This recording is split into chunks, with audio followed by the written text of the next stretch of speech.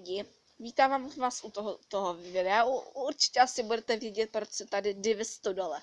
A to proto, že vám chci ukázat bejky a ještě vám ji ukážu nový téláta, který přišly před 14 dněma. No nic, jdeme na to. Čau. Jsou moc hodný. Ještě, že je tady mám.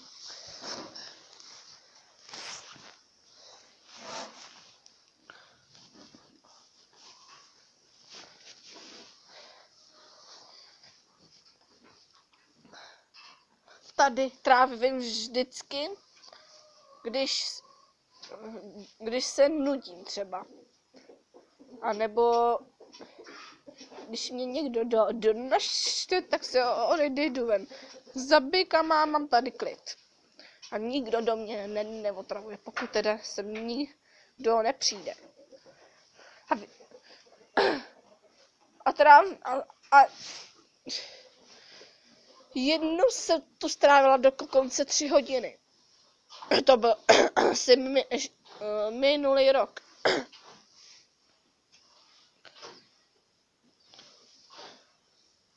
Já tu s ním trávím dlouho. Je to jediný místo, kde si může člověk odpočinout. Je v kontaktu se zvířatama.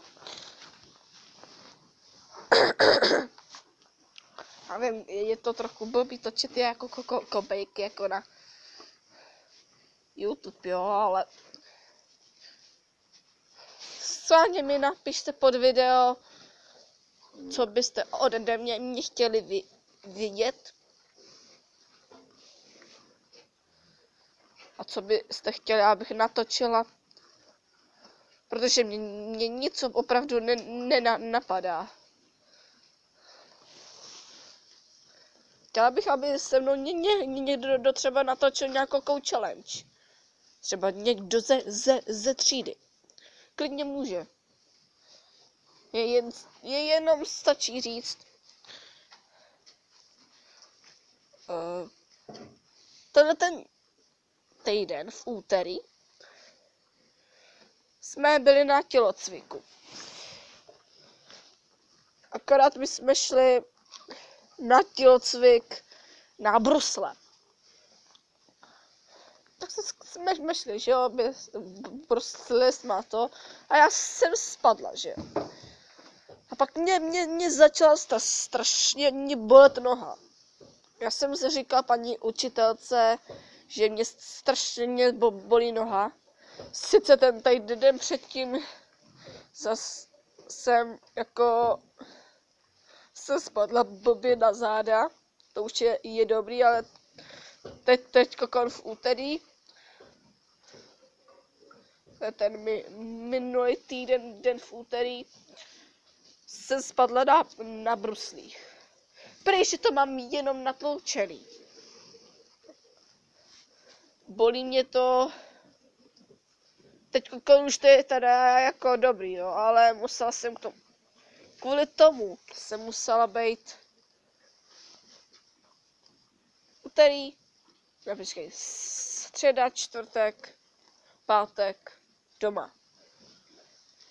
Protože s tímhle blbletím bych opravdu nemohla do školy, protože učitelka si myslela, že to mám jenom natloučený. Já jsem to teda jako moc řešit jako nechtěla, jo. Ale zrovna jsem tu chvíli to moc neřešila, protože jsem to nechtěla moc rozebírat. A ostatní děti si mysleli, že simuluju. Myslíte, že bych si simulovala? Když mě to prasecky bolelo? Asi těžko. Určitě si někteří dokážete představit natažený sval v kotníku, jak to bolí. A jedna holka mi řekla, to není tak hrozný, aby skulhala. A já taky v duchu, no to by se zdivila, jak je to hrozný. Jako, jim se nic nestalo, takže že si mi mysleli, že simuluju, ale nesimulovala jsem, protože jsem kvůli tomu musela být doma. A bolelo mě to, ještě i teď pořádně na tu nohu nemůžu. Teda už je to hodně lepší, v pondělí už to určitě bude dobrý, ale prostě ty první 2 dny, toto jsem nemohla si dojít ani na záchod. To bylo hrozný. Jsem musela skákat po jedné noze, abych vůbec někam kam došla. A ve škole by se mi to ještě zhoršilo. Musela jsem doma s tou nohou celý dny ležet.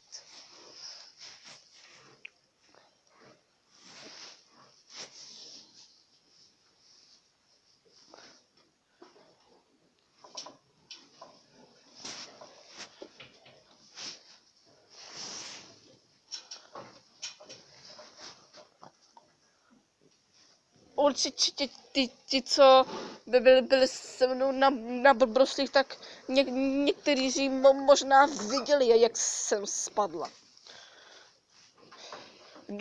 Někteří to dokonce viděli, ale mysleli si, že simuluju. A já nesimuluju.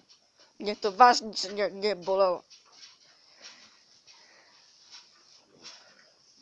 Když jsme šli z toho bruslení, tak jsem kulhala na jednu nohu.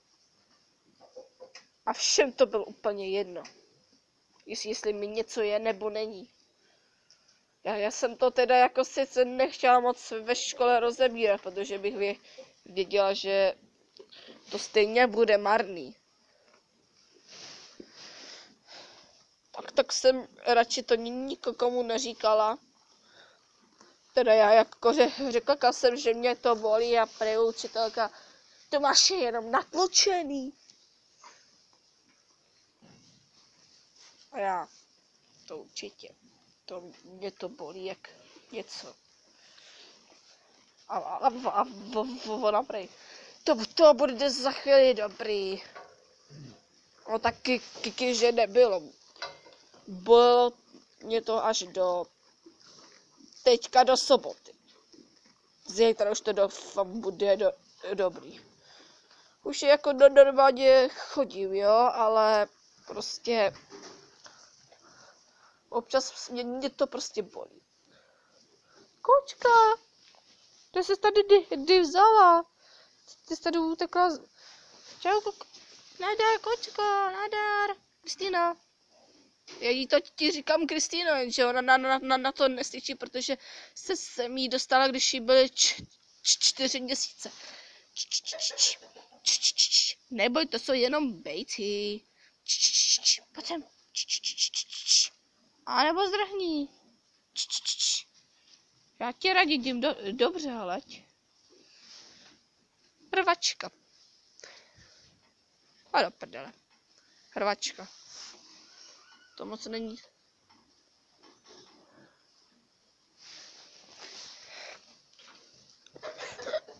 Ty vole. To není moc dobré.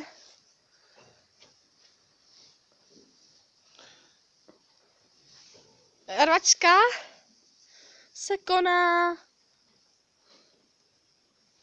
teď v 8, počkej, kolik je? 9:59.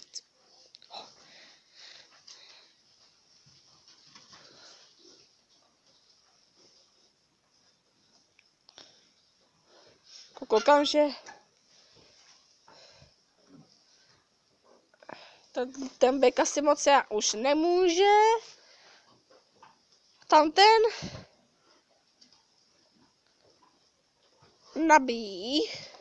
se nabíjí.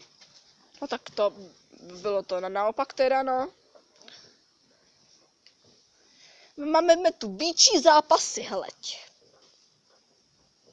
V přímém přenosu. Býčí zápasy v přímém přenosu. To je opravdu super. To můžu zrovna dát do televize. Aby to každý zhlídnul. Takže to je teďko na YouTube, že jo. To je zase zajímavé, někdo nejsem se nerve, jenom tyhle ty dva. Tyhle ty dva znám už od malého telátka, takže dokonce jsem byla mezi nima i v ohradě v létě. Což jako jsem si musela dávat pozor, aby mi něco, co ten bejk neudělal. Byla jsem i tady mezi těma třema. No normálně jsem tam přišla, oni leželi, já jsem si sedla vedle tohodle, vzala jsem kartáč pro psy a začala jsem ho takhle prostě drbat a on držel. Jsem takhle drbala všechny tři.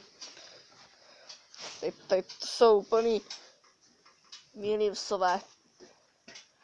Jako už to teďko asi v této době už jako mezi ně do ohrady to asi ne. To by asi mě už udupali, ale furt jsou moc hodný. A to je hlavní. To je moc hlavní. No že, Rostomilej. No že jo. Ty čerte. Já jako potkat toho třeba tohoto bejka v noci, tak určitě malý dítě by si myslelo, že je to nějaký čert. No podívejte se sami. Ty rohy. Tady tohohle bejka znám taky úplně od malého telátka. Tohle ten bejk. Takže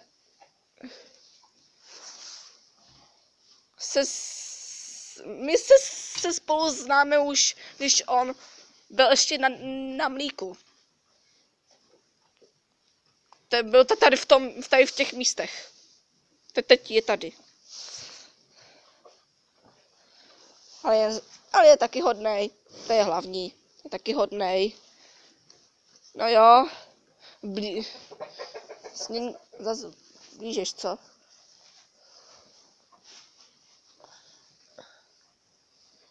Nechali jste si někdy od nějakého zvířete oblíznout ruku?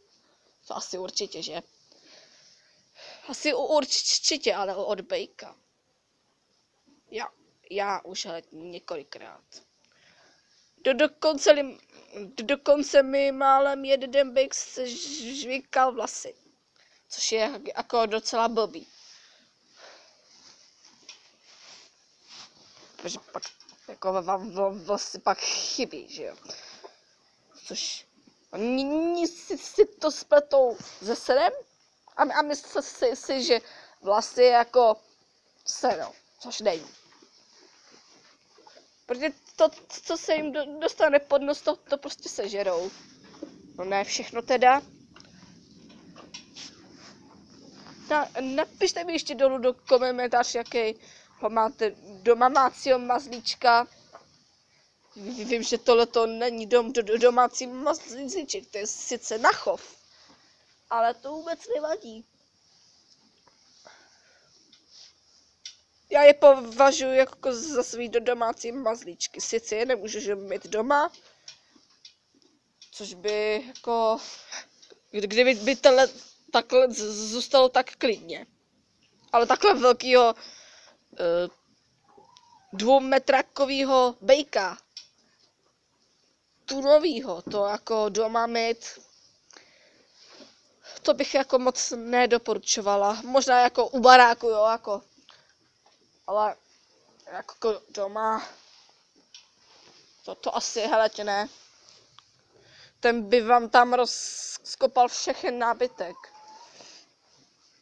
To není dobrý.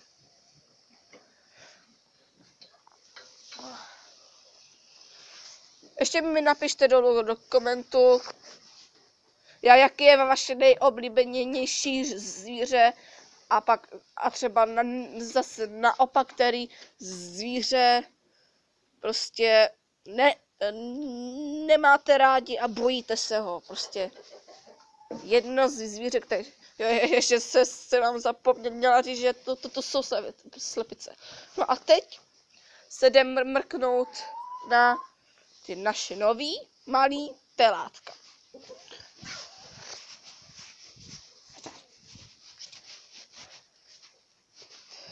Tady je máme. To jsou 14denní telata. No, jsou rožky, jsou roztomilí.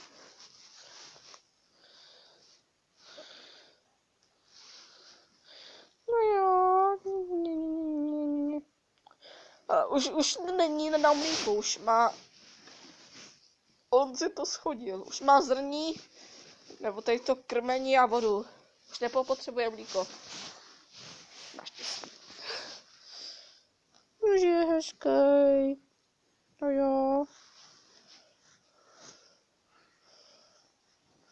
Teď když jsem se s nima viděla poprvé, tak hned ke mně přišli a hned se chtěli mazlit.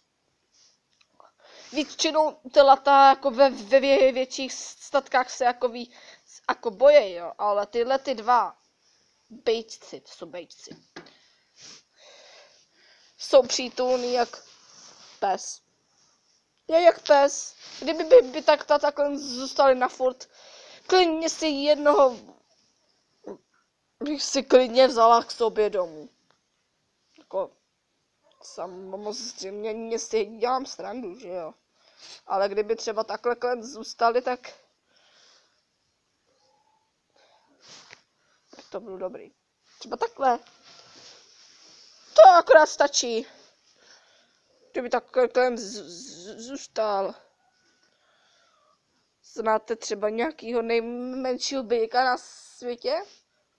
Zkuste mi to napsat do komentů. Já vím, že těch komentářů chci moc. Ale mě to prostě jen zajímá. Ale teďko jedna slepice tady sedí na vejcích, jo. Čau.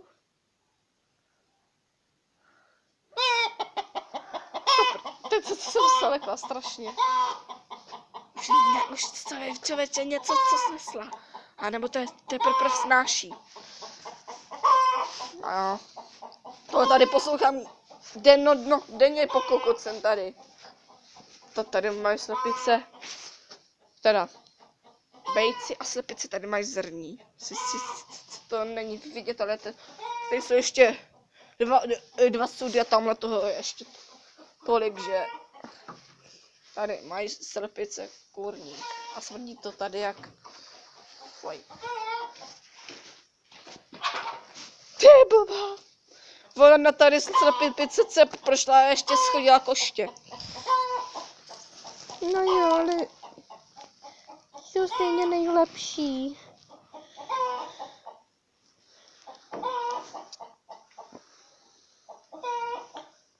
Jo, ale dívejte, jak si hezký. Za ouškem to mají rádi tyhle ty telátka. Kdybyste někdy potkali třeba bejka nebo tele. Teda jako dospělýho bejka, jako moc za uchem nedrbejte, jo.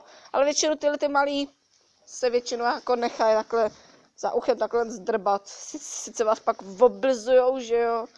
Ale to vůbec nevadí. Takhle. Lenc za uchem, hezky drbat. Lenc. A on... Neblízej. Neblízat. To je bunda, to není. Oni totiž rádi oblizujou věci. Ruce. Rádi žvíkají vlasy, člověče. Rádi žvíkají vlasy. Vlasy žvíkají vlasy.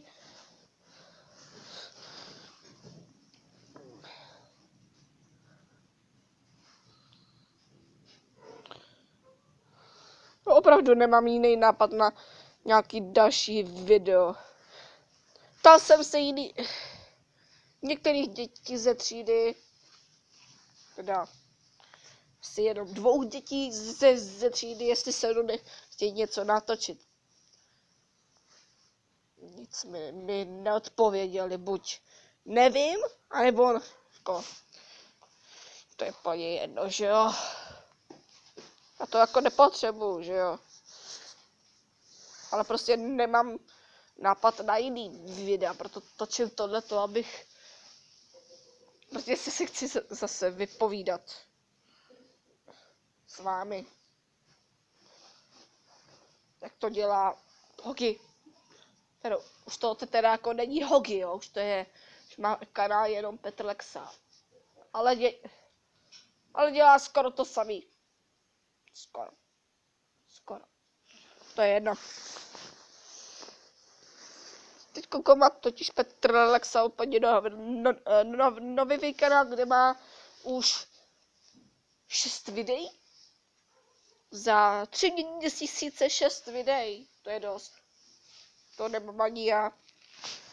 Já za měsíc mám taky 1-2 videa.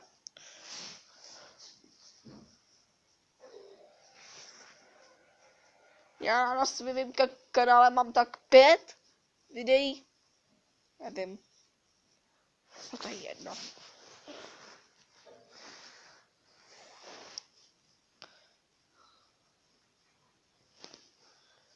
Najdáči Tino, ty tady sedíš. Ty tady sedíš. To je jak ve vězení. Dívej. To je. Koko se nám sama uvěznila. A teď se dostává z vězení ven. No to je zázrak, co? Ty mají vejcí žrádlo. Kam ty lezeš? Kam ty lezeš? Co? Kam ty lezeš? Kam ty lezeš ty? No zase se sama uvěznila, no je to normální. No je to člověče normální, no. Co je? No nic. Teď už to video musím ukončit, protože aby se mi to vešlo na YouTube, že jo. No nic.